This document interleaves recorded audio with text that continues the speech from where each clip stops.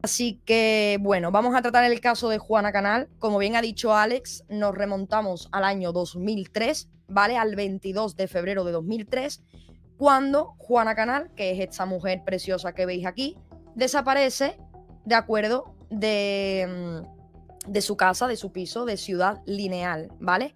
Ocurrió en Madrid, en Ciudad Lineal, como he dicho, ella vivía allí, tenía 38 años y era madre de 2 hijos. ¿De acuerdo? Ese era el contexto actual de Juana. Estaba divorciada, pero había comenzado una relación sentimental con un hombre que se llamaba Jesús. Voy a poner por aquí la foto del Jesús. Aquí está. Aquí tenemos a Jesús. De acuerdo, no la puedo ampliar porque la foto es archivo web y no me deja ampliarla, pero este sería Jesús y esta sería Juana. ¿De acuerdo? Ellos dos vivían juntos en un piso que había alquilado. De acuerdo, creo que lo tenía alquilado Juana, ¿vale? Es un tema que no he aclarado del todo, pero fuera de la forma que fuera, pues vivían juntos en un piso alquilado, ¿vale? Juana también vivía, aparte de con Jesús, que era su pareja, con su hijo mayor que se llamaba Sergio, ¿de acuerdo? Entonces, esta noche de 2022, año 2003, o sea, sí, en la noche del 22, perdón, de febrero del 2003, pues Juana desaparece, ¿vale? Su hijo Sergio se da cuenta al día siguiente porque no había dormido en el piso que compartía con su madre y su padrastro, y al llegar, pues se da cuenta que en la mesa del salón hay una carta, ¿vale? Voy a buscar un momentito la carta, aquí está. Aquí se ve cortada, ¿vale? Porque, bueno, pues son las fotos que hay de Google y no hay ninguna foto donde se vea bien, pero yo lo tengo aquí apuntado. Decía, la carta que encontró Sergio, que sería el hijo de Juana, ¿vale? Escrita por Jesús, la pareja de Juana. Decía lo siguiente: Sergio, hemos vuelto a discutir y tu madre, que ha llamado a la policía y todo, se ha tomado un montón de pastillas y se ha ido. Me ha amenazado con beber. Me voy a buscarla, decía la carta, ¿vale? Sergio, como hemos dicho, en ese momento tenía 19 años, era prácticamente, pues acababa de entrar en la mayoría de edad y se dio cuenta que su madre pues no se había llevado ni su bolso, ni su móvil, ni su DNI, pero que sí faltaba dinero en el domicilio, unos 600 euros llegó a mencionar, ¿vale? Claro, es extraño que si una persona, a ver, no es extraño del todo porque a lo mejor es fruto de una discusión, ¿no? Te enfadas con una persona, te vas y puedes dejarlo todo atrás, ¿no? Dejas tu bolso, dejas tu móvil, dejas todo porque te has ido en medio de una discusión y hasta ahí bien, ¿no? De acuerdo. Un momento que se me había cerrado la chuletilla. Aquí está. Tenemos que tener en cuenta, ¿vale? Que como en 2003 no existían los protocolos contra violencia, digámosle, intrafamiliar, violencia de género, violencia machista, violencia de entre hombres a mujeres, pues bueno, como que la investigación en esos días no avanzó y aparte se tuvo desde primera hora como una fuga voluntaria, ¿no? Porque Jesús, que era la pareja de Juana, había dicho que se había ido por su propia cuenta después de una discusión y que había ido a buscarla pero no la había encontrado. Entonces, bueno, pues entre eso y que no había protocolos que ayudasen a la búsqueda o que ni siquiera se tomasen en serio si pudiese haber o pudiera haber una violencia detrás o un homicidio detrás, pues no avanzó, ¿de acuerdo? Voy a ir poniendo los comentarios por aquí, ¿vale? Porque no quiero que me paséis ninguno desapercibido. Y seguimos, ¿vale? Para que vayáis analizando todos los datos y demás que he ido comentando. Hola Juan Carlos, hola Arancha, hola Elena, buenas tardes a todas las personas que vais entrando y comentáis por aquí. Muchísimas gracias por acompañarnos. Vale, pues seguimos, ¿de acuerdo? En ese contexto.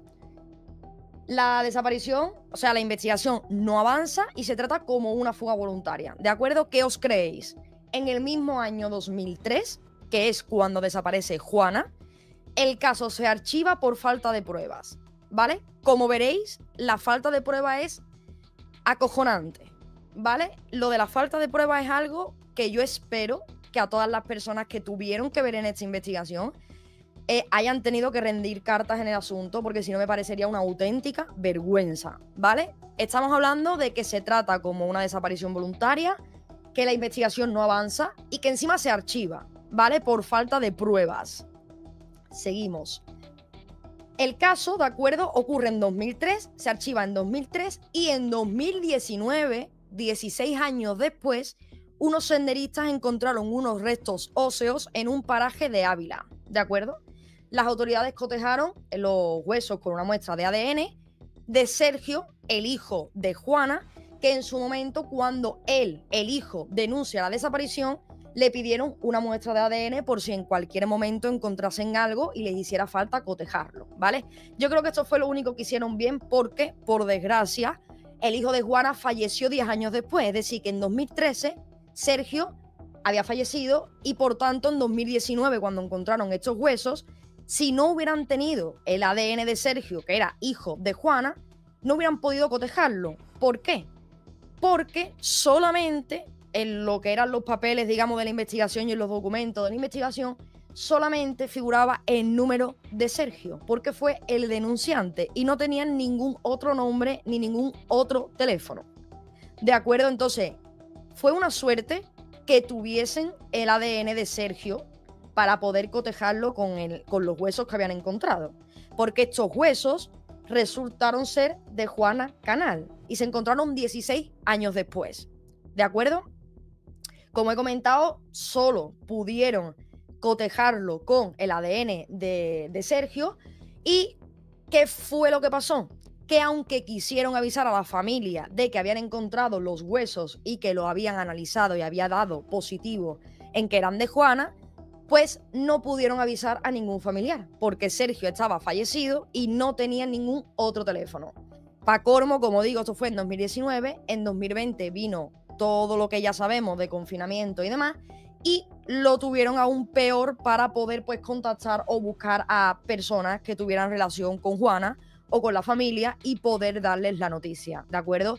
Al parecer, la familia se enteró porque la policía lo puso en contacto de QSD Global y de la Fundación SOS Desaparecidos y demás, y como los familiares de Juana tenían activa la alerta en estas plataformas, pues pudieron enterarse a mano, ¿no? Digamos, mediante las plataformas donde tenían abierto y activo el caso, ¿vale? Esto ocurrió en 2019, como digo, la familia se enteró muchísimo después, pero esto no es lo importante, porque ustedes diréis, vale, esto lo único que dice, ¿no? Que constata, que corrobora, es que Juana estaba sin vida, ¿no? Que algo le pasó el día de su desaparición o posterior. ¿Qué ocurre? En 2022, ¿de acuerdo? 3 años después del hallazgo de los huesos, entró un nuevo jefe en la Guardia Civil de la Comandancia de la Guardia Civil de Ávila. Y este hombre de buena fe, al cual habría que ponerle un monumento porque dejó en vergüenza a todos sus compañeros, decidió pues revisar todas las carpetas de todos los casos que había, ¿de acuerdo? Y vio que el de Juana Canal estaba archivado porque, claro, no habían podido contactar con la familia, no tenían pruebas, ni tenían nada y bla, bla, bla, lo que venimos comentando. ¿Qué hizo este hombre? Este hombre cogió y decidió reabrir el caso. O sea, lo que no habían hecho los demás, teniendo el ADN ya de Juana, o sea, dando positivo los restos de Juana y pudiendo comenzar una investigación por homicidio perfectamente, no hicieron nada y fue este hombre que llegó de nuevas el que decidió reabrir el caso. Y al estudiar todas las circunstancias, notaron, él y su equipo, que Jesús Pradales, quien era la pareja de Juana en el momento de su desaparición, había tenido años después problemas legales y denuncias de violencia hacia su actual pareja. Y la madre no era madre de sus hijos, perdón, esta mujer tenía unos hijos y Jesús la habría llegado a agredir en más de una ocasión delante de sus hijos. De todos estos cargos, sorprendentemente, salió absuelto, pero sí que fue detenido, pero lo dejaron en libertad.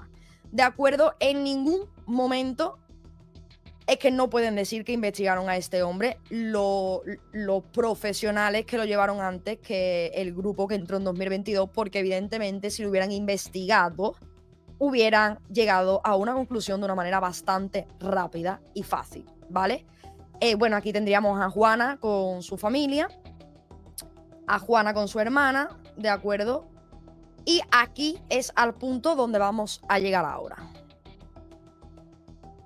Un momentito, que cada vez que cambio la foto se me cambia la página. De acuerdo.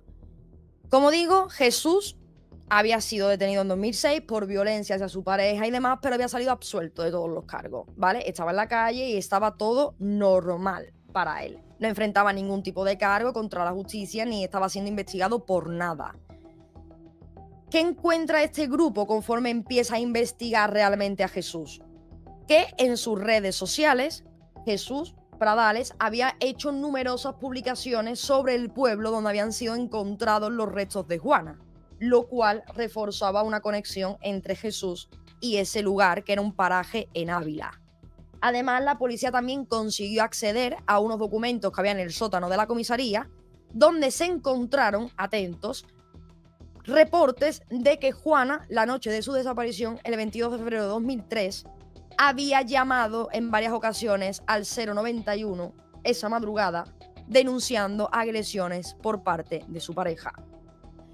Los agentes que acudieron al lugar, pues estuvieron allí, mediaron con ellos y se resolvió simplemente con presencia policial.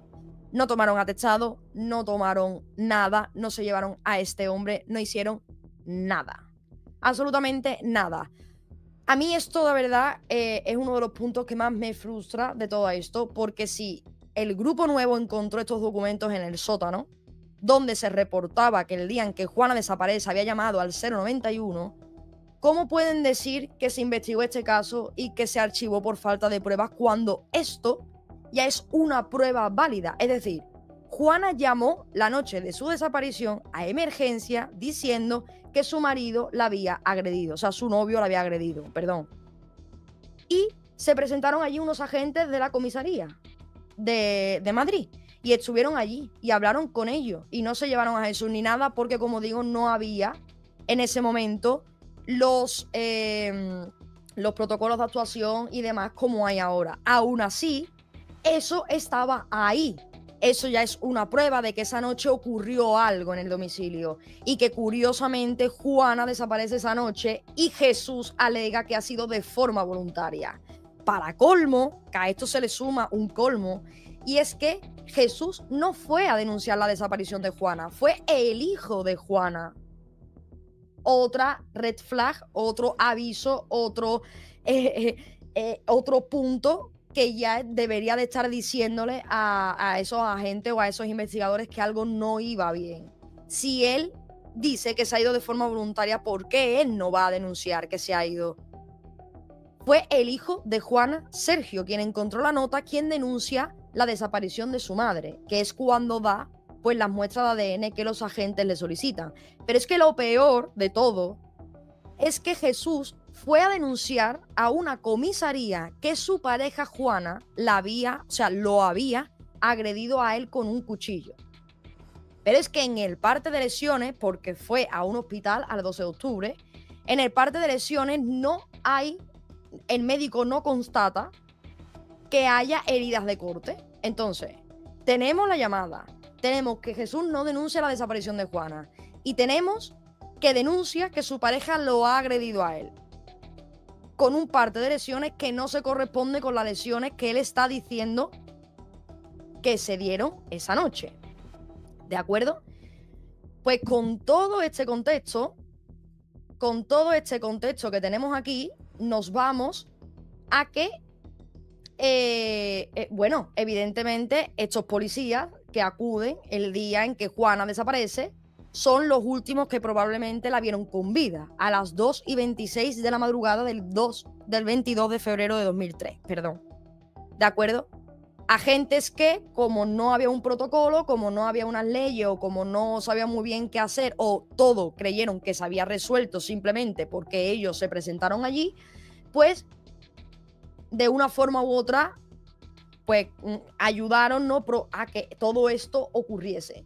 Porque si se hubieran quedado ahí un poco más o si hubieran tenido más en cuenta lo que había podido ocurrir o el testimonio de Juana, que evidentemente diría que la había agredido, si se lo hubieran llevado de allí, posiblemente Juana estaría con vida y Juana no habría muerto, porque Juana muere esa misma noche, ¿vale?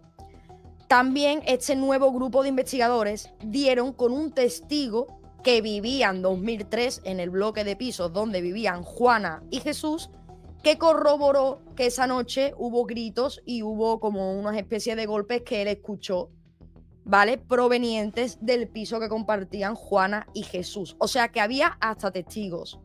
Pero tampoco se tomaron en serio y supuestamente todo esto se había investigado y pues se había archivado el caso por falta de prueba. A mí me gustaría saber qué falta de pruebas es la que tenían, porque como digo, el vecino sí lo localizan los agentes nuevos, pero si en su momento los agentes que estaban llevando el caso en 2003 hubieran buscado testigos, este testimonio ya estaría. Igual que si hubieran querido tener en cuenta la llamada al 091 que Juana hizo denunciando los malos tratos, pues evidentemente todo esto sumaría, porque esto ya no serían pruebas, ya serían incluso indicios o evidencias, ¿no? Porque suma y sigue, esto es un suma y sigue. Voy a hacer un paroncito, ¿vale? Para saludar a todas las personas que habéis llegado nuevas, mientras que vais pues también poniendo en pie todos los datos que os he comentado y vais poniendo por aquí las preguntillas y demás que os vayan surgiendo. Veo que está por aquí Javier Valor. Muy buenas noches o tardes, Javi. Muchas gracias por estar por aquí. Tenemos a Aracne, buenas, guapa. Muchas gracias por estar por aquí, preciosa. Tenemos a ZXC, tenemos a Emi Gago y tenemos... Bueno, Arancha ya estaba. Pues muy buenas noches a todos los que vais comentando y a todos los que vais llegando al chat y al directo. ¿No creéis que hizo que no se siguiera profundizando en el caso?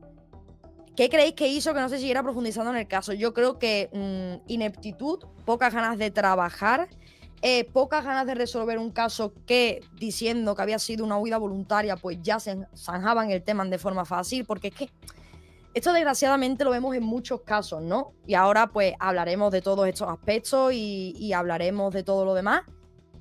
Pero sí, esto se repite bastante y es una auténtica vergüenza que no se tome en serio tantos casos y tantas pruebas que hay que evidentemente ya indican desde primera hora que no es nada voluntario, que la persona no se ha ido voluntariamente y que mucho menos está con vida, ¿no? Por desgracia.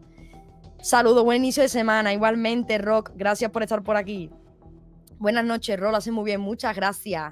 Yo os agradezco a todos los que estáis por aquí, que me apoyáis con vuestro amor y cariño. Vale, pues seguimos, ¿de acuerdo? Con este contexto que estoy comentando. ¿Qué ocurre? Que claro, cuando los agentes comienzan a ver todas estas evidencias, todas estas pruebas, todos estos relatos y todo lo que iba surgiendo y lo que ya había, como digo, olvidado en un cajón, porque esto de olvidado en un cajón habría que ponerlo en grande y con letras de neón, porque el caso estaba olvidado en un puñetero cajón con todo lo que había y lo que podrían haber encontrado si hubieran querido. Resulta ser que este nuevo equipo, ¿qué decide? Pues decide intervenir el teléfono de Pradales, intervenirle las llamadas, pincharle el teléfono y ver este hombre qué es lo que dice, si habla del caso, si no habla, si se le escapa algo, ¿no? ¿Qué ocurre? Que consiguieron escuchar varias llamadas entre Jesús y la pareja nueva que tenía Jesús, que, un dato importante, se había casado con ella 4 meses después de la desaparición de Juana, ¿vale? Algo que tampoco le llamó la atención a los investigadores de 2003 y tampoco participó en las labores de búsqueda ni colaboró, ¿vale? Importante también. Bueno, pues este hombre hablaba con su nueva pareja sobre el caso. Su nueva pareja le preguntaba que si sabía algo, teniendo en cuenta que era la exnovia de Jesús, que si sabía algo del caso, que si tenía algo que ver, que si tal, ¿no? Lo típico, le preguntó si había intervenido de alguna forma o tenía algo que ver en la desaparición y muerte, porque ya habían encontrado los restos de Juana. Él todo lo respondía con evasivas e incluso se atrevía a hacer bromas, ¿vale? Quitándole todo tipo de peso al asunto, a la situación y, a ver, bastante importante el hecho que, aunque no tengas nada que ver, era tu expareja, estabas conviviendo con ella, un cierto cariño y amor, pues digo yo que le deberías de tener. Sin embargo, como digo, él en ningún momento se mostró triste, ni colaboró con la policía, ni colaboró con la familia, ni en las batidas, nada, ¿de acuerdo? Nada. Y todo esto, como digo, es un suma y sigue. Porque es que esto yo creo que si ya nosotros, que no somos investigadores, ni expertos, ni tenemos una formación como la que se supone que tienen que tener los que resuelven los crímenes, llegamos por pura lógica, como llegaron pues todos los investigadores que entraron en 2022, aparte de todo lo que fueron encontrando, ¿cómo es posible que a los de 2003 no se les pasara esto por la cabeza, no lo tuvieran en cuenta o no hicieran nada al respecto? Lo único que se me ocurre es pasar automáticamente del tema. Pasar del tema, dejar los documentos, dejar la carpeta del caso de Juana en el cajón más recóndito de toda la comisaría, y si es en un sótano mejor, para ni encontrarlo, y ya está, ¿no? Y bueno, pues esperar que el caso se resuelva solo, ¿no? Imagino que era lo que ellos esperaban. La cosa es que después de escuchar pues todos los testimonios, por las llamadas, al testigo, todo lo que tenían y demás, evidentemente, y como estoy mencionando, ¿qué pensaron los investigadores? Que esto, por lógica, no era una desaparición voluntaria. Evidentemente. Y además, es que... Un momento.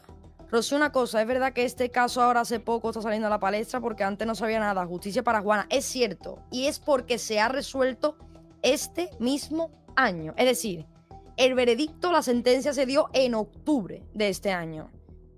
Estaba a punto de prescribir, ¿vale?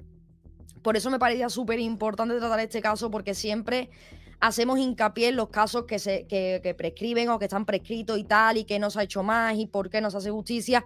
Bueno, pues este caso es un ejemplo claro de por qué en muchos casos, para la redundancia, no se hace justicia, ¿no? Porque pasan automáticamente del tema, pasan de la investigación, no lo trabajan, no lo investigan y simplemente pues esperan que por gracia divina o por alineación de los astros pues se resuelva solo, ¿no? Que un día el caso salga del cajón solo, volando, y diga, estoy resuelto, imagino, porque...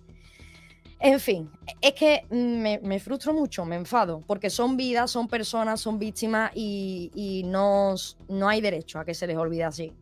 Ni a las víctimas que pierden la vida, ni a las víctimas que son los familiares también, porque son víctimas. A ver, como digo, eso, ¿no? Llegaron a la lógica de que esto no podía ser una desaparición voluntaria porque alguien había ocultado un cuerpo y además había pruebas o evidencia, o como lo queramos llamar ya, de que algo esa noche fuera de lo normal había ocurrido. Y como digo, pues Jesús se había casado a los 4 meses, no participó en las búsquedas, no se mostró colaborativo y después de estas llamadas el círculo se iba cerrando. Entonces, ¿qué hizo la policía? La policía y la Guardia Civil organizaron nuevamente una inspección masiva en la finca familiar de Pradales, porque esta finca familiar estaba en Ávila, muy cerca, a kilómetros, pero un par de kilómetros, de donde se encontró el cuerpo de Juana, que era en un paraje de Ávila. Entonces, los investigadores muy acertadamente decidieron buscar en la finca de Pradales, utilizando drones y equipos de rastreo para buscar más restos, por si acaso, como habían encontrado algunos, por si acaso el resto de los huesos se encontrase en esta finca. Hallaron en este lugar más huesos pertenecientes a Juana, incluyendo un fémur, una costilla, la cadera y parte de la columna vertebral.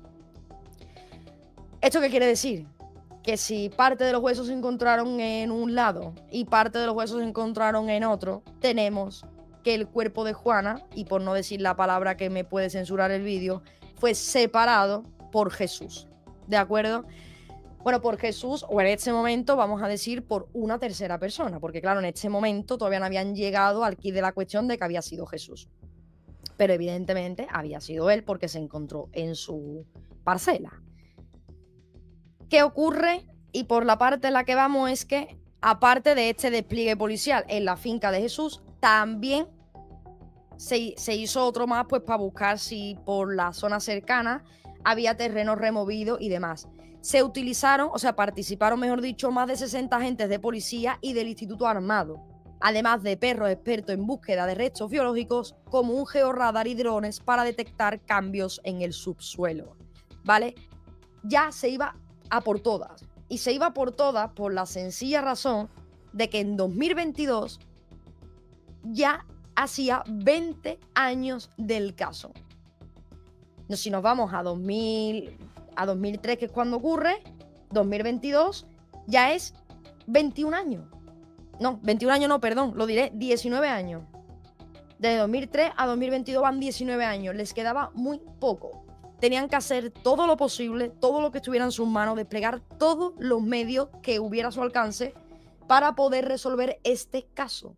Si no, Jesús se hubiera salido con la suya porque ya llevaba 19 años, que se dice pronto, impune, libre, andando por la calle como si él no hubiese hecho absolutamente nada. ¿De acuerdo? Porque no se quiso trabajar en su momento, porque esto es porque no se quiso trabajar en su momento. Porque es que tenían cosas que ya estaban ahí, que no tenían ni siquiera que ir a buscarlas, las tenía. Como por ejemplo la llamada, el atestado, etcétera, etcétera. Y sin embargo no se hizo nada, ¿vale? Evidentemente, después de encontrar estos restos en la finca de Pradales, se dio pie a su detención el 26 de octubre de 2022 en Fuente el Saz, Madrid, ¿vale? Él siempre había declarado a la policía que no sabía nada las veces que se le había interrogado y demás por este nuevo equipo, pero sí que es cierto que lo tenían en el punto de mira por todo lo que iban encontrando y por todo pues lo que iba saltando a la palestra. Por lo que después de todo lo que le estaba diciendo y lo que habían encontrado, los agentes llegaron a la conclusión de que todo se produjo la noche del 22 de febrero, aprovechando Jesús que el hijo de Juana, Sergio, no se iba a encontrar en la vivienda porque estaría toda la noche fuera. Entonces ya ahí tendríamos una premeditación incluso, de no algo fortuito, sino ha ocurrido la noche exacta en la que se quedaba ahí solo, en la que nadie te iba a molestar y en la que tú ibas a poder hacer y deshacer, porque no iba a haber nadie que te lo impidiese. Entonces, como digo, aunque en el inicio él negó tajantemente varias veces tener que ver, acabó dando en las sucesivas declaraciones diferentes versiones de lo sucedido. Primero aseguró que él estaba fuera de casa cogiendo unas bolsas del coche y que cuando subió al piso se encontró a Juana sin vida. Después afirmó que en un forcejeo, en una pelea entre ambos, Juana se cayó y se dio un mal golpe en el cuello. Esto lo vemos mucho también, porque parece ser, ¿no?, que todas las peleas acaban más o menos igual. Y en el relato que hizo frente al tribunal de jurado señaló que se había hecho daño con una mesita. Ya me diréis el daño para que unos huesos aparezcan en un lado y otros huesos aparezcan en otro. O sea, todavía este tipo de seres se cree que ante un grupo que ha dado con él en cuestión, que ha cerrado el caso en cuestión de un año, le vas a dar tú la vuelta a la tortilla diciéndole esto, ¿no? No se ha caído, se ha dado un mal golpe en la cabeza y ya está, ¿no? El cuerpo ha llegado a Ávila solo y se ha separado solo también, ¿no? En fin, no había un ápice de arrepentimiento en este señor, no iba a colaborar y simplemente estaba hablando porque lo habían pillado y sabía que ya pues no tenía escapatoria, ¿no? Finalmente acabó confesando a las autoridades que le quitó la vida a Juana, menos mal, que por lo menos más tarde o más temprano lo reconoció, y que la enterró en un lugar cercano a su finca, pero seguía sin hablar de lo que había pasado entre medio, para que ese cuerpo apareciera en dos sitios distintos. Pradales, en esta versión, contó que en medio de una discusión por motivos de dinero, donde le echó la culpa a Juana de la discusión porque decía que ella le había quitado a él dinero y que lo había tirado por el váter, él se enfadó y entonces pues como que vino la discusión, que discutieron, ella le agredió a él intentando que no le pegase, se defendió, la empujó, Juana cayó y se mató, sola, simplemente porque él se fue a cubrir, Juana murió, ¿de acuerdo? Porque se resbaló y murió. Y él se asustó mucho y decidió cortar, ¿vale? El cuerpo y luego llevarlo a un paraje cercano a la finca familiar, ¿vale? Que sería donde encontraron parte de los restos en 2019. Pero seguía diciendo que él no tenía nada que ver, que él se cubrió del ataque y que al defenderse, pues que Juana cayó y se dio un mal golpe y que todo fue como algo fortuito, ¿no? Pero esto lo vemos mucho, que se asustan un montón por algo que no han hecho y deciden cometer una serie de delitos que al fin y al cabo te acaban dando a entender que todo no fue accidental, ¿no? Por lo menos a mí es lo que me da a entender, porque si no, no intentas ocultar un cuerpo, no pasas 19 años desapercibido, viviendo tan tranquilo, con tu conciencia tan tranquila y encima intentando darle gato por liebre a las autoridades, ¿no? Es que todo esto suma, en realidad, para saber con qué intención se hicieron las cosas y si verdaderamente fue accidental o no fue accidental, ¿no? Y por eso quería relacionarlo luego con el caso de Manuela Chaverón. Bueno, evidentemente esto acabó en un juicio que comenzó en septiembre de este año, donde la Fiscalía y la acusación particular pedían una condena de 15 años de prisión por homicidio y ocultación del cuerpo. Aunque Pradales en todo momento quiso hacer pasar, mejor dicho, esto como un homicidio, o sea, sí, un homicidio, algo accidental, realmente esto lo hizo para evitar el jurado popular, ¿de acuerdo? Y sin embargo, pues el tribunal consideró que habría pruebas más que suficientes, para implicarlo de un homicidio doloso, lo cual es un asesinato, es una muerte que se hace conscientemente. Ahora no me sale porque os estoy leyendo. Intencionada, perdón. Una muerte intencionada sería un homicidio doloso, lo que nosotros conocemos como un asesinato, ¿de acuerdo? Os estoy leyendo, sí. También un Sancho, sí. Se ha caído, se ha matado solo y ahora yo tenía el problema de a ver qué hago. Bueno, pues llamar a las autoridades, llamar a la ambulancia, intentar darle ayuda.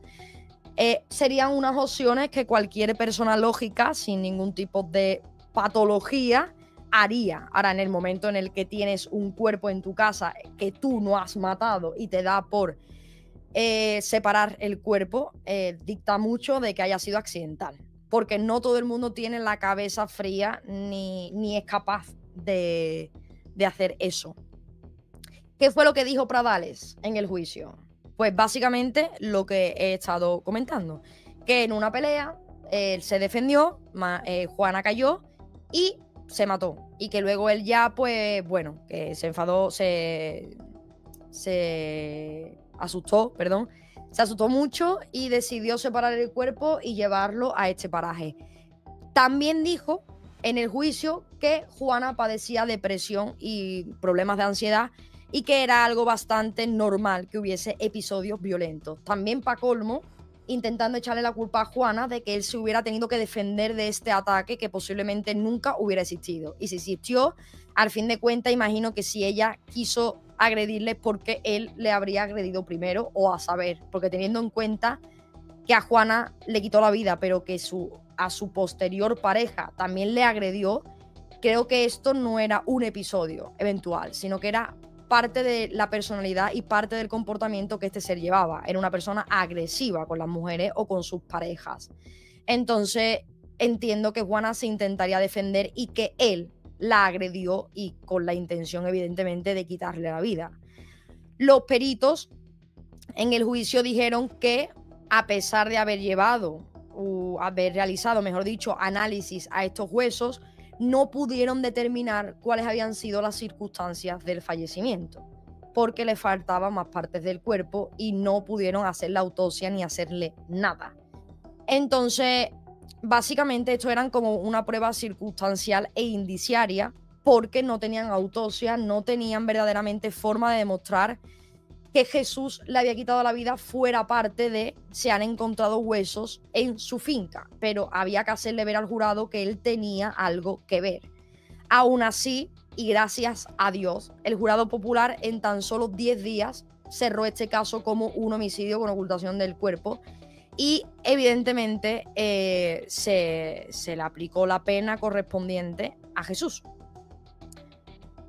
Un segundo, la pena fue 14 años de prisión, aunque la fiscalía, como hemos dicho, pedía 15, y reconoció que probablemente nunca se iban a conocer los detalles exactos ni la verdad de cuál había sido ni de cómo había sido la muerte de Juana, porque este ser que estáis viendo en pantalla se encargó de eliminar cualquier tipo de prueba, y entre las que eliminó y las que no se buscaron, 19 años después, evidentemente, no iban a estar esperando a los nuevos agentes.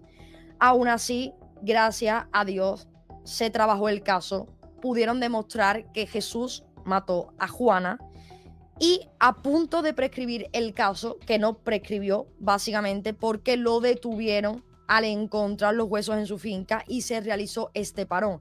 si no se hubieran encontrado los huesos en su finca, o mejor dicho, si no hubieran ido a buscar los huesos, porque los encontraron porque fueron a buscarlos, no se hubiera procedido a la detención y por tanto posiblemente este caso hubiera quedado pues prescrito sin conocer quién, cómo, cuándo y dónde le quitó la vida a Juana, ni absolutamente nada. Seguiría pues siendo una persona desaparecida que se fugó voluntariamente según las investigaciones que se hicieron en un primer lugar. El ser humano es capaz de torturar y matar a sus semejantes simplemente por su propia diversión. El mal siempre es mediocre y humano. A veces comparte nuestra cama, otras nuestra mesa. Quizá es nuestro vecino o tal vez la persona que siempre nos saluda.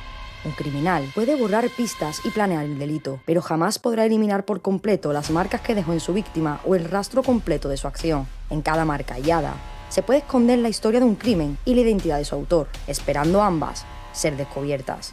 El crimen perfecto no existe. Lo que existe son las malas investigaciones o las que son imperfectas. Si no tenemos a profesionales que sean honestos, valerosos y eficientes, además de tener leyes o condenas un tanto cuestionables, están condenando a su propio país a la ignominia más desesperante y atroz, como también a ser víctimas de estos criminales.